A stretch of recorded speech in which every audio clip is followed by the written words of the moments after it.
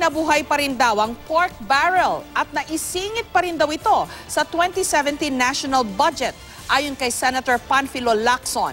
Kabilang daw rito ang mahigit 8 billion pesos na itinalaga para sa mga proyekto sa ARMM o Autonomous Region in Muslim Mindanao, pero inilagak sa budget ng DPWH o ng Department of Public Works and Highways.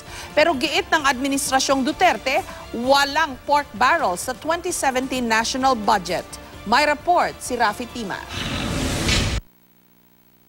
Well, para mabalik tayo sa PDAP, kasi bakit mag-identify ng projects ang mga congressmen? So sila rin ang mga ngasiwa noon. Sa budget hearing pa lang ng Senate Committee on Finance Agosto noong isang taon, pinunanan Senador Panfilo Lacson ng anyay pork barrel sa panukalang 2017 national budget. Pero hanggang sa Bicameral Conference Committee, sa pinal na deliberasyon ng budget noong Disyembre, may nasilip pa rin daw na pork barrel si Lacson. Ito'y kahit panaon na niyang pinuna ang 8.3 billion pesos na itinalaga para sa DPWH National Office, pero gagastusin sa Autonomous Region in Muslim Mindanao o ARMM. Ang Kamara umano ang naglagay nito sa budget, pero hinarang ng Senado.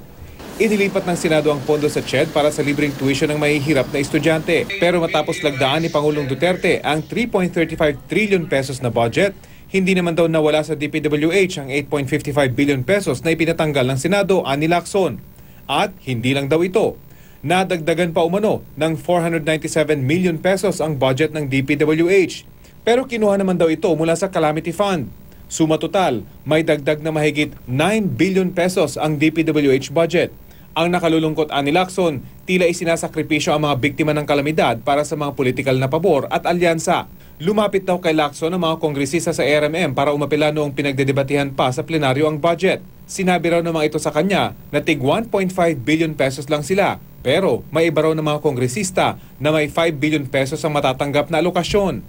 Ani Lacson, tila lumipat lang daw ang pork barrel mula sa kamay ng mga kalyado ng dating administrasyon sa kamay ng mga kalyado ng kasalukuyang administrasyon sa Mindanao. Oras na makita namin yung budget books at na-scrutinize namin, marami pa sigurado kami makikita na questionabling mga items o mga provisions doon. Kung sakaling napaka-obvious ng resurgence ng pork barrel doon sa mga provisions na nakalagak doon sa 2017 GAA, naka-aproba lang ng ating Pangulo, malamang kaysa hindi na kami dudulog sa Korte Suprema. Dati nang itinanggi ni Budget Secretary Benjamin Jokno na may pork barrel sa 2017 national budget. Is there pork barrel? You know, the Supreme Court is very clear. That's not allowed. And that's not in the in this budget.